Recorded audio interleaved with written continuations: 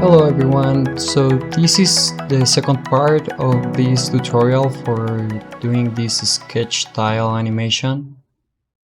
So starting from the end of last tutorial, I wanted to have more control over the color of the lights. So I just did the same and plugged the BSDF to color into a color ramp. Then I hide the line style so that it's easier and it runs more smoothly. In the color ramp, we can change all the colors and add colors, and depending of the level of the light that hits the object, the color is gonna change accordingly.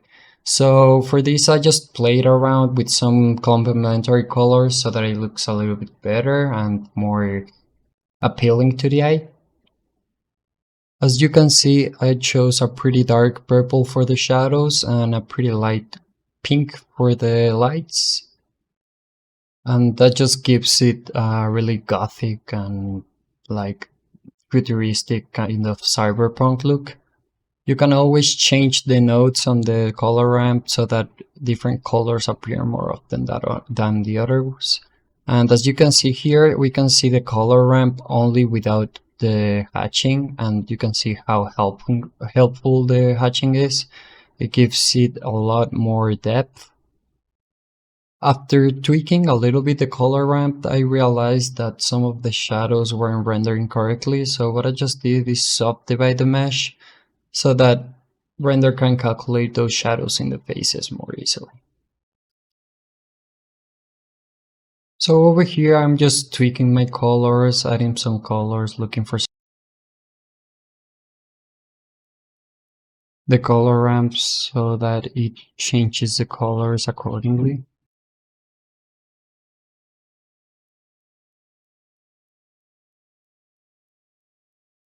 So I decided that this corner needed a little bit more detail and a little bit more contrast. So what I did is create a square in the wall.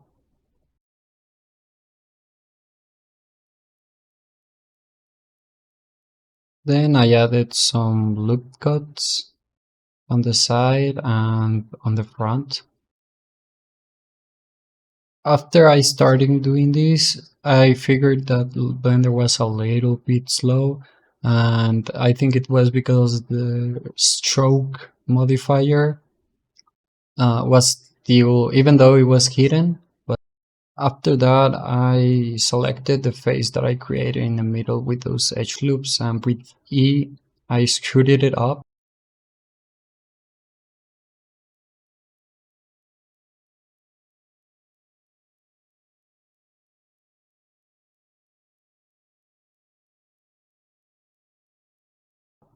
Planar light. I scale it so that it fits in the little hole for the light. I then scale it on the y-axis. Then I added an object info node, and then they took the random value. And what this does is generate a random value for every object in the scene. And I can use that random value to drive the x-axis for every line set that I have in this node tree. I wanted to create an extra cross-hatching for the really dark areas, so I just generated a new mapping node with our group that creates our lines. Then I added a new color ramp with the factors set to the BSDF to RGB, and then I started moving the contrast between those lines.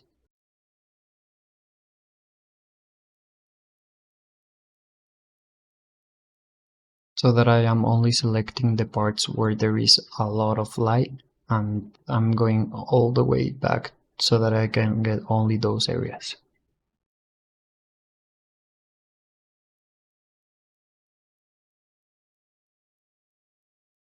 After that, I deleted my old setup of multiplying nodes, and I created a new one that multiplies the first two nodes.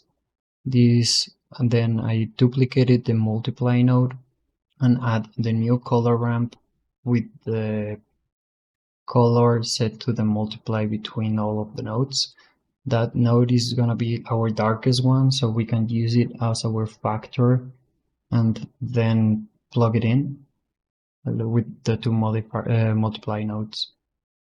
And that gives us a very dark areas with a lot of lines, and that makes it so that the image has a lot more contrast and a lot more information, so that it 3D actually starts to pop. I duplicated my multiply node and then I set it to mix. After that, I just plug our darkest colors, our last multiply node, into the bottom of the mix node.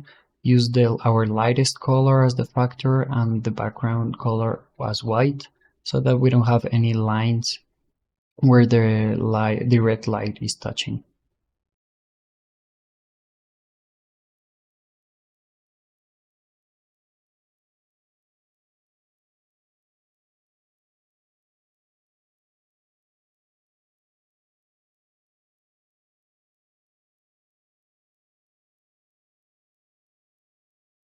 Once I have all of my lines, I just created a new multiply node, which is going to multiply our color and our lines. That means that the lines are going to be always black and our color is going to show behind them.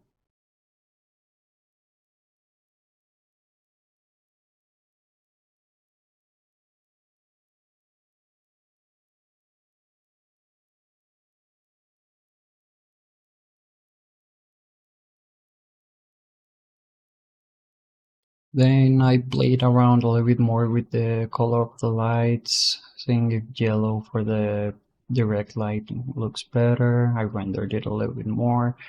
It's just a process of tweaking and seeing what looks better.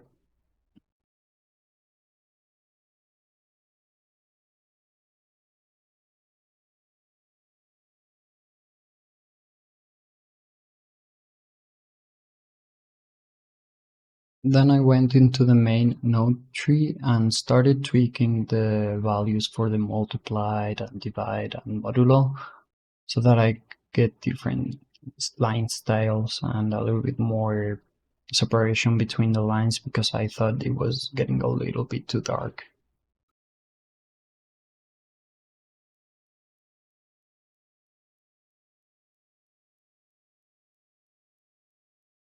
So the lines were still a little bit too dark, so before we multiply our line sets by the color, I just placed a math node set to add and just added a very small number.